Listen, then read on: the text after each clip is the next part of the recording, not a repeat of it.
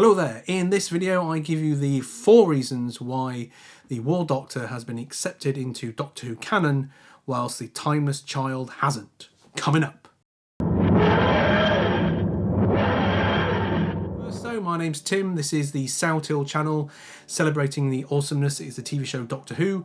On this channel I produce videos all about Doctor Who, from show news, episode reviews, fan theories and fan reaction videos, so if you're new here please consider subscribing. Without further ado, let's jump into the top 4. Number 4 is John Hurt. Most actors who play the Doctor are given 12 episodes to stamp their authority on the series, to convey the way they would portray the Doctor with their own personality. Yet John Hurt had about 60 minutes to do this, and without a shadow of a doubt he did that absolutely spot on. You see, effectively John Hurt was playing 2 elements to the character. He was playing a very war-weary, downtrodden old person who had been fighting this endless time war with the Daleks. Underneath him he was also playing the Doctor, and elements of that personality came through when he was interacting with his future selves. So again, it's full credit to John Hurt the way he played this role and the way he developed the role as the episode went on, that really does cement him as a true great amongst the actors and actresses who have played the Doctor. Number 3 is fandom was united, yay! Do you remember a time back in 2013 when everyone in Doctor Who fandom just got on? Everyone was happy, everyone was smiling, there were hugs all around. Compare that to where we are now in 2020 when everyone's fighting, there's fandom groups here, there's fandom groups there, and no one really gets on at all, and there's a lot of negativity on social media about Doctor Who. Back in 2013 we were obviously celebrating the arrival of the 5th anniversary, and this unity and celebration was another reason why the change in canon was fully accepted by fandom at the time.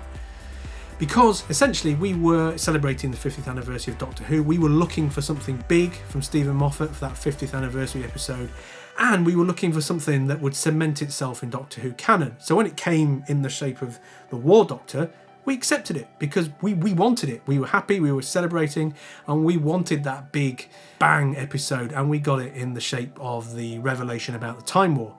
Fast forward to 2020, and with the negativity in fandom already present, the reason for that could be the casting of Jodie, it could be the change in direction of the BBC, it could be the bad writing from previous seasons. Who knows, who cares? But essentially fandom is already broken, and then you drop this canon changing storyline on fandom that actually none of us really wanted. And unfortunately I can't see a way at this stage about fandom really accepting this change in canon for the positive. It didn't contradict anything. The Timeless Child revelation contradicts over 50 years of history for the show, there's no doubt about that.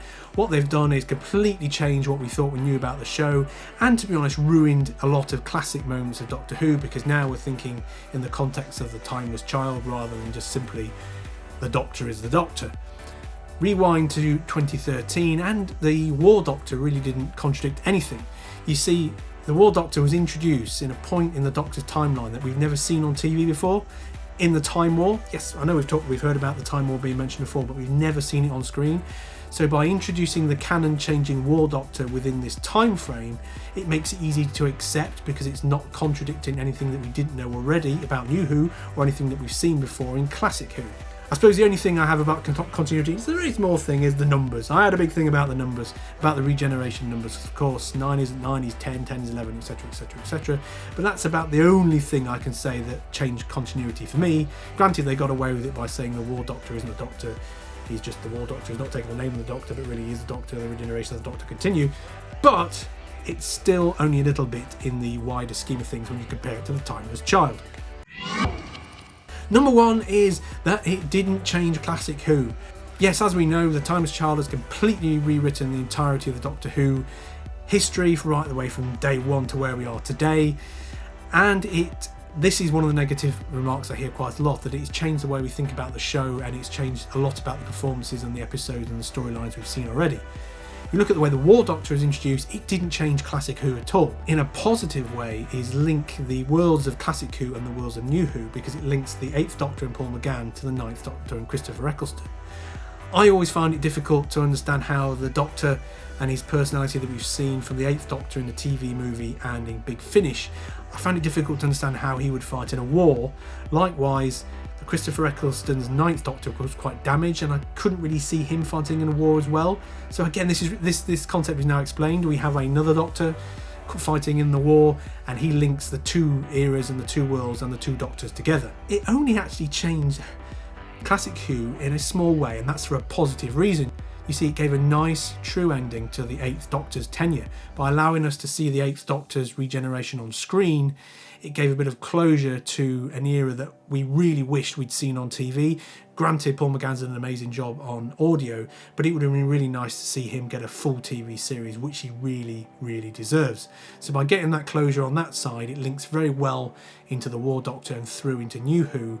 So fundamentally, the introduction of the War Doctor did not change anything we didn't already know about the Doctor character, whereas as we know, the Timeless Child did.